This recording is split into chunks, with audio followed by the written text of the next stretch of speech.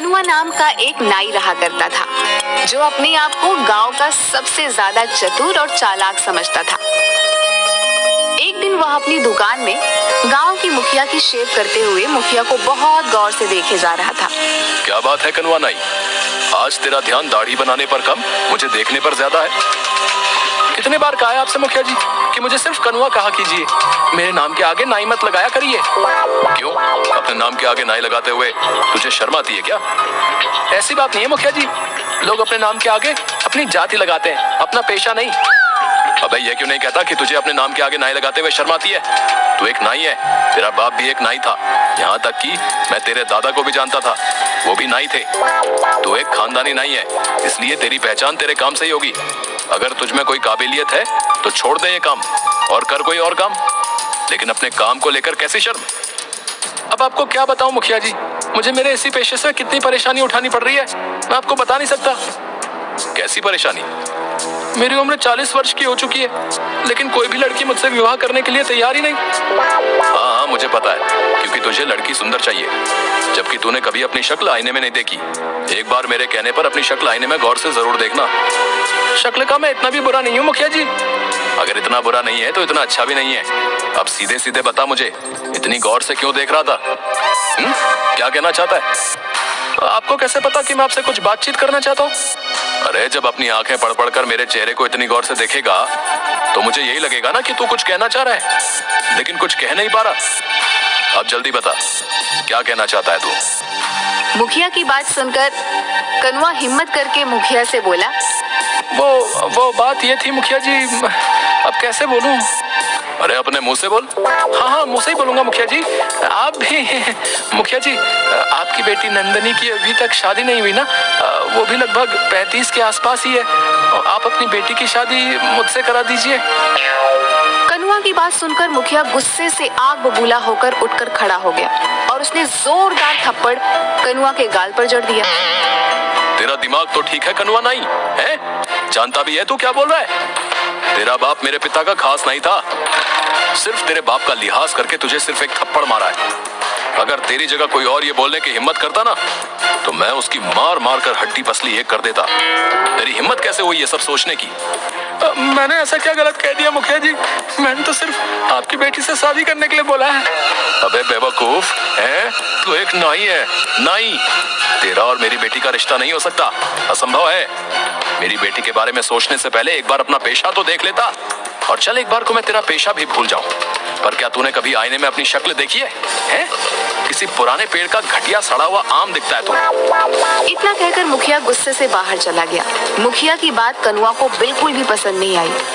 तू है मुझ पर, अरे अगर मैं नाई हूँ तो इसमें मेरी क्या गलती है? क्या मेरे कोई अरमान नहीं है? मेरे को सपने नहीं है? ये गाँव का मुखिया अपने आप को समझता क्या है? नहीं रहना मुझे इस गाँव में, और नहीं करना मुझे अब ये नाई का धंधा। अब तो मैं किसी जमींदार की बेटी से ही विवाह करूंगा, और अब इस गांव में कुछ बनकर ही लौटूंगा। हाँ। अगले दिन कनुआ ने अपनी नाई की दुकान बंद कर दी और नए धंधे की तलाश में वो दूसरे गांव की ओर चल दिया। वह जंगल के रास्ते में ही था कि तभी उसके कानों में एक साधु की आवाज टकराई। आगे मत जाना बेटा, आगे एक शेर बैठा हुआ है। तुम्हारा दिमाग तो ठीक है साधु, शेर घने जंगलों में होते हैं। मैं कोई मामूली साधु नहीं हूँ, यकीन नहीं आता तो कुछ देर मेरे पास बैठ जा। कनुआ साधु के पास बैठ गया। कुछ ही देर में एक शेर दहाड़ता हुआ आकर उन दोनों को घूरने लगा। साधु जी, ये शेर तो हम दोनों को खा जाएगा, आपने तो मुझे मरवा दिया। चिंता मत कर, जब तक मैं तेरे साथ हूँ शेर तेरा कुछ नहीं करेगा, कुछ देर में चला जाएगा। कुछ देर बाद जंगल की ओर चला गया। आप तो वाकई बहुत पहुंचे हुए। साधु रहस्यमयी अंदाज में मुस्कुरा कर बोला, मैं जानता हूँ कि तू एक नाई है, और नाई का धंधा छोड़कर तू दूसरे धंधे की तलाश में दूसरे गांव जा रहा है, ताकि कुछ बनकर अपने गांव लौटे। आप तो अंतर्यामी भी निकले बाबा, मेरी मदद कीजिए। क्या चाहता है तू? मैं बड़ा आदमी बनना चाहता हूँ। मैं चाहता हूँ कि मेरा विवाह किसी बड़े परिवार की कन्या से हो, लेकिन मेरे काम को देखते हुए कोई भी बड़ा परिवार अपनी बेटी का विवाह मुझसे नहीं करता।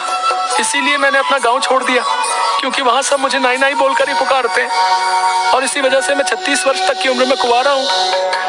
ठीक है, मैं मैं तेरी मदद करने के लिए तैयार हूँ, लेकिन मैं तुझे अपनी मायावी शक्ति से धन दौलत तो नहीं दे सकता। मैं आपकी बात का मतलब नहीं समझा।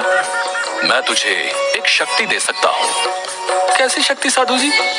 तू जिस किसी भी व्यक्ति को कुछ देर तक गौर से देखेगा तो तू उस व्यक्ति का कुछ देर बाद भविष्य देख लेगा। दूसरों के भविष्य देखने से मुझे क्या फायदा होगा? खुद को बहुत चतुर समझता है ना, तो अपनी चतुराई से इस शक्ति का फायदा उठा ले। मगर याद रखना, अगर तू मेरी दी हुई शक्ति का फायदा अपनी चतुराई से उठाने में कामयाब हो जाता है तो ये कभी मत भूलना कि तेरा अतीत क्या था। क्या मतलब? मतलब कि तू एक नाई था। और हाँ, मेरी दी हुई शक्ति का प्रयोग तू सिर्फ अपने जीवन में 2 बार कर सकता है। इतना कहकर साधु मुस्कुराता हुआ वहां से चला गया। कनुआ एक दूसरे गांव में चला गया। वो सुबह से लेकर शाम तक गांव वालों को देखता रहा कि तभी उसकी नजर गांव में बनी एक कोठी पर पड़ी। वो कोठी उस गांव के जमींदार रमेश की थी। रमेश अपनी कोठी के बाहर एक शहरी व्यक्ति से अपनी एक जमीन का सौदा कर रहा था। कनुआ उस जमींदार को गौर से देखने लगा। कुछ देर बाद गौर से देखने के बाद कनुआ की आंखों में चमक आ गई। वह दौड़ता हुआ जमींदार के पास चला गया। इस सौदे को रोक दीजिए जमींदार साहब, ये सौदा आपके लिए सही नहीं है। कौन हो तुम और ये कैसी बातें कर रहे हो तुम? कहीं तुम पागल तो नहीं हो गए? तुम जानते भी हो कि ये सौदा करोड़ों का है। मेरा नाम कनुआ है। मैं कुछ दिन पहले ही विदेश से हिंदुस्तान आया था, मगर ट्रेन में मेरा किसी ने पासपोर्ट, मेरे सारे पैसे सब चुरा लिए। तब से मैं ऐसे ही उस चोर को पकड़ने के लिए भटक रहा हूँ। देखिए, मैं भी एक बहुत बड़ा बिजनेसमैन रहा हूँ और मेरी नजर ये बता रही है कि आपके सामने ये जो व्यक्ति बैठा हुआ है ये धोखेबाज है। कनुआ की बात सुनकर रमेश की आंखों में क्रोध झलकने लगा। तू तो ये कहना चाहता है कि तू विदेश से पढ़कर आया है तो तू ज्यादा चालाक है और मैं गांव का हूँ तो मुझे कोई अकल नहीं है, हैं? तभी रमेश की पत्नी अनीता अपने पति से बोली, अरे एक बार फोन करके पता करने में क्या हर्ज हो सकता है कि इसका अंदाजा सही हो। सोचिए, अगर इसकी बात कुछ प्रतिशत भी सही निकली तो आप तो सड़क पर आ जाएंगे। अपनी पत्नी की बात सुनकर रमेश सोच में पड़ गया। वह तुरंत फोन लगाकर किसी से बात करने लगा। अचानक रमेश के चेहरे पर गुस्सा झलकने लगा और जो व्यक्ति रमेश के सामने बैठा हुआ था वो वहां से भागने लगा। पकड़ो इसे, ये फ्रॉड है।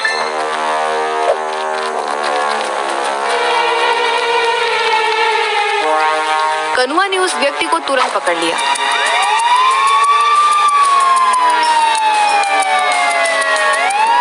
रमेश ने उस व्यक्ति को पकड़कर पुलिस के हवाले कर दिया। रमेश नहीं जानता था कि कनुआ ने उसका भविष्य देख लिया था, कि भागने वाला व्यक्ति भविष्य में रमेश के साथ धोखा करने वाला था। तुम्हारा बहुत बहुत शुक्रिया कनुआ। आज तुम्हारी वजह से मैं बर्बाद होने से बच गया। वैसे तुम कहाँ ठहरे हुए हो? बस ऐसे ही आवारा फिर रहा हूँ। आज से तुम मेरे घर पर रहोगे और मेरे कारोबार में हाथ बटाओगे। मुझे तुम्हारे जैसे ईमानदार और अच्छे व्यापारी की सख्त जरूरत है। कनुआ उस दिन से रमेश के घर पर रहने लगा। रमेश की बेटी दिव्या को कनुआ पसंद करने लगा था।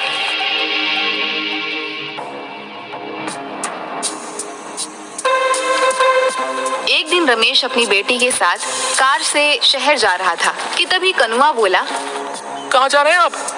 अभी कुछ देर पहले बताया तो था, मुझे शहर में कुछ काम है और इसी बहाने दिव्या को कुछ शॉपिंग भी करा दूंगा। आज मत जाइए, कल चले जाइएगा। आज मुझे कुछ ठीक नहीं लग रहा। ये कैसी बातें कर रहे हो तुम? मेरा शहर जाना आज बहुत जरूरी है, तो अपने उस जरूरी काम को कल निपटा लीजिएगा। कनुआ, तुम व्यापारी अच्छे हो, लेकिन अब तो तुम ऐसे बातें कर रहे हो जैसे कि तुम फ्यूचर देख सकते हो और तुम्हें पहले से ही आभास हो गया है कि आज मेरे साथ कुछ सही नहीं होने वाला। रमेश की बात सुनकर कनुआ बुरी तरीके से घबरा गया। सच तो यही था कि कनुआ ने रमेश का भविष्य देख लिया था। वो जानता था कि कुछ देर बाद रमेश का एक्सीडेंट हो जाएगा। रमेश की पत्नी अनीता रमेश से बोली, आप कनुआ की बात मान क्यों नहीं लेते? अपने जरूरी काम को कल कर लीजिएगा। नहीं अनीता, मेरा आज जाना बहुत जरूरी है। ठीक है, अगर आपको कनुआ की बात नहीं माननी तो आपकी मर्जी, लेकिन मैं दिव्या को आज आपके साथ नहीं जाने दूंगी। ठीक है, जैसी तुम्हारी मर्जी। रमेश चला गया, मगर कुछ ही देर बाद रमेश की एक रोड एक्सीडेंट में मौत हो गई। दिव्या और अनीता इस दुनिया में अब अकेली रह गई थी। इतने बड़े कारोबार को संभालने वाला कोई नहीं था। कुछ दिनों बाद अनीता कनुआ से बोली, मेरे पति के जाने के बाद अब इतने बड़े कारोबार को कौन संभालेगा। मैंने और मेरे पति ने सोचा था कि सारा का सारा कारोबार दिव्या के पति के हवाले कर देंगे और हम दोनों तीर्थ पर चले जाएंगे, लेकिन वो ये दिन देख न सके। मैं चाहती हूँ कि मेरी बेटी का विवाह तुमसे हो जाए। क्या तुम मेरी बेटी से विवाह करोगे?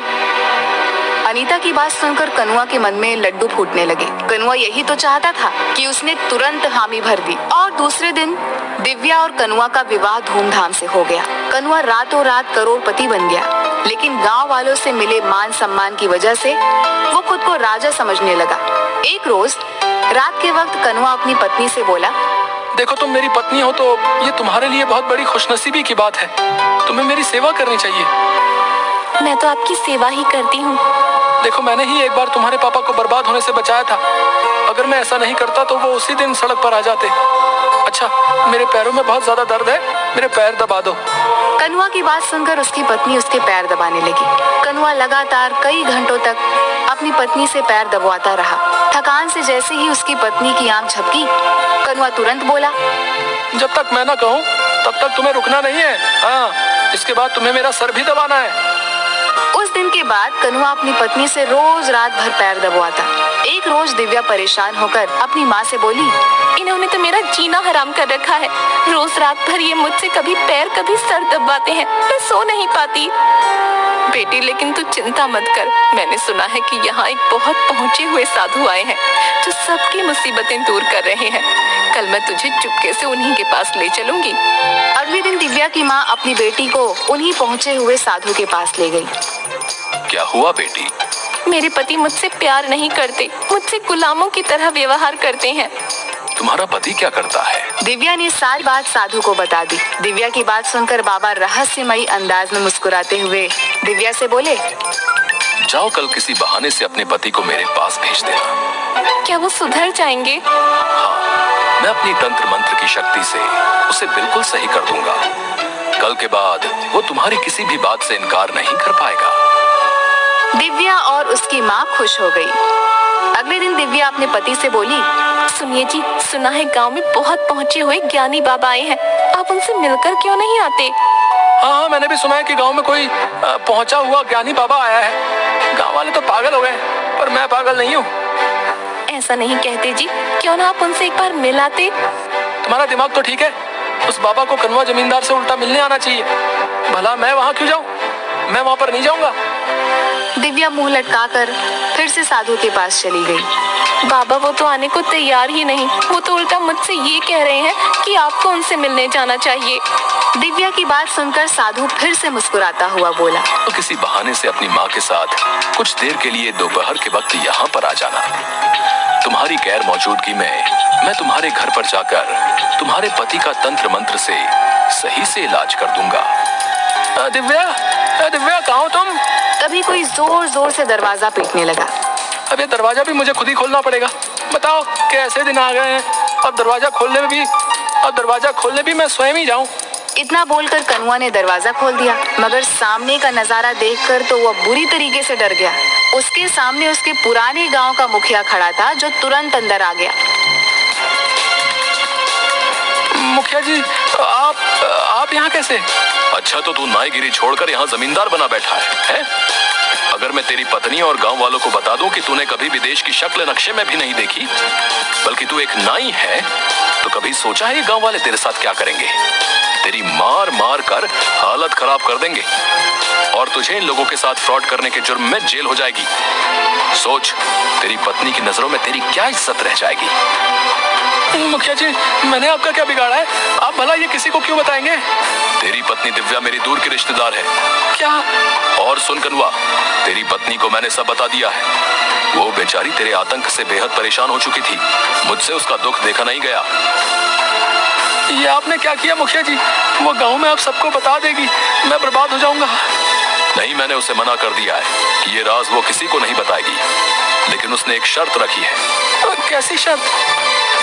यही कि आज के बाद तू उसका हर काम करेगा, यहाँ तक कि तू उसके पैर भी दबाएगा। एक जिम्मेदार पति की तरह उसे पत्नी का दर्जा देगा, ना कि उसके साथ गुलामों की तरह व्यवहार करेगा। मुझे मंजूर है। ठीक है। इतना बोलकर मुखिया वहां से चला गया। मगर बाहर आते ही मुखिया साधु में परिवर्तित हो गया और सीधा दिव्या के पास जाकर बोला, जाओ, मैंने तुम्हारे पति को सुधार दिया है। दिव्या खुश होती हुई वहाँ से चली गई। उसने घर जाकर देखा कि कनुआ डरा हुआ दिव्या की ओर देख रहा था। अरे तुम आ गई प्रिया, थक गई होगी, लाओ मैं तुम्हारे पैर दबा दूं, लाओ लाओ। उस दिन के बाद से कनुआ नाई की सारी चतुराई धरी की धरी रह गई।